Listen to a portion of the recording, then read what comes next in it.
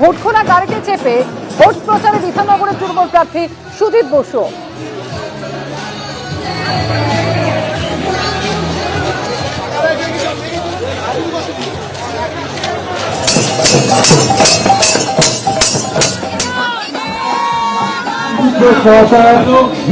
শুধুমাত্র সময়ের অপেক্ষা। বিধাননগরের প্রতিটি অধিবাসীকে শোনা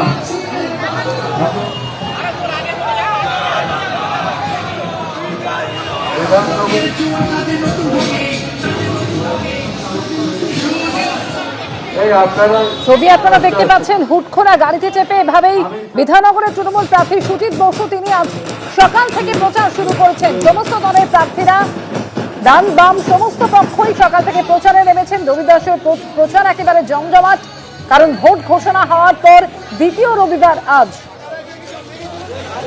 বিধাননগরের তৃণমূল প্রার্থী সুজিত বসু তিনিও সকাল সকালে প্রচারে বেরিয়ে পড়েছেন। একেবারে হুটখোলা গাড়িতে চেপে প্রচার করছেন তিনি। বর্ণাঢ্য ছবি দেখতে পাওয়া যাচ্ছে সুজিত বসুর প্রচারকে কেন্দ্র করে।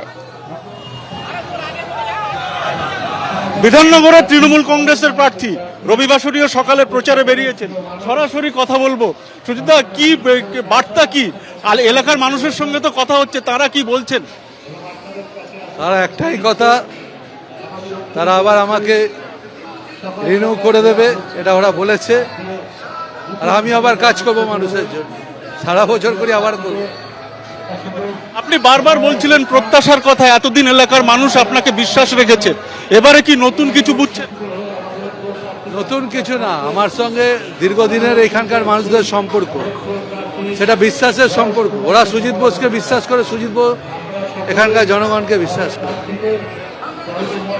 এই যে প্রচার, এতে কি কি ইস্যু উঠে আসছে এবং যেগুলো আপনাদের বিরোধী যারা আছেন তারা যে প্রার্থী দিয়েছেন সেই সমস্ত কথা কি?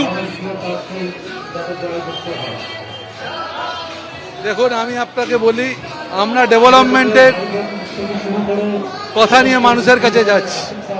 আমাদের রাজ্যে যে উন্নয়ন হয়েছে তার বিধাননগরও তার প্রতিফলন হয়েছে।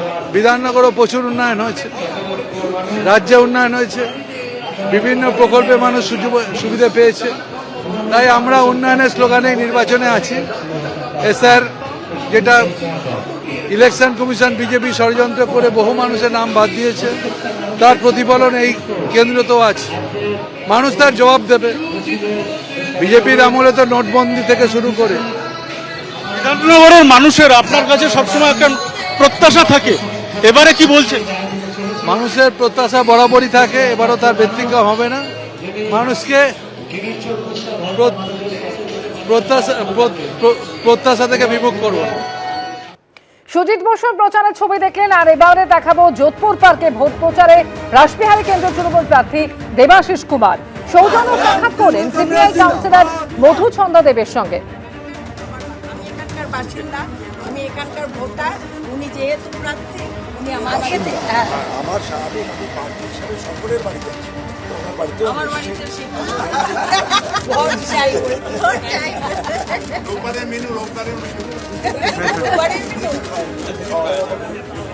স্বল্প স্বল্প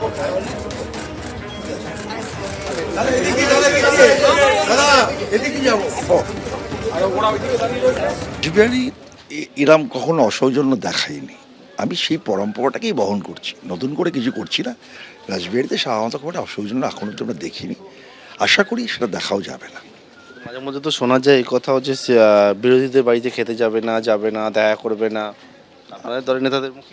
কিন্তু আমার এরম আজ পর্যন্ত কেউ বলতে পারবে না। আমাকে যে যখন ডেকেছে আমি চেষ্টা করেছি সেখানে পৌঁছে যেতে। তার কারণ লড়াইটা কোনো ব্যক্তির বিরুদ্ধে নয়, লড়াইটা দলের সঙ্গে দলের। আমার সঙ্গে মধুসন্ধ্যাদির দল বা আরও অনেকগুলো রাজনৈতিক দল আছেন, তাদের সঙ্গে লড়াইটা সম্পূর্ণভাবে নীতি এবং আদর্শের, এবং সেই লড়াইটা রাজনৈতিক। কিন্তু আমার সঙ্গে ব্যক্তিগতভাবে কারোর কোনো, আমি মনে করি না কোনো লড়াই আছে। সকলের ভোটই কাম্য।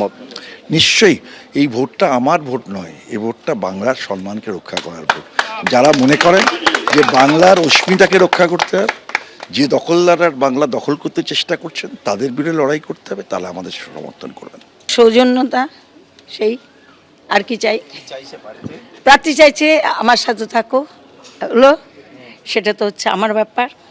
হ্যাঁ, সেটা হচ্ছে আমার ব্যাপার, আমার মতাদর্শের ব্যাপার সেখানে। তাছাড়া সে ভাই ভাই। এবিপি আনন্দ, এগিয়ে থাকে, এগিয়ে রাখে।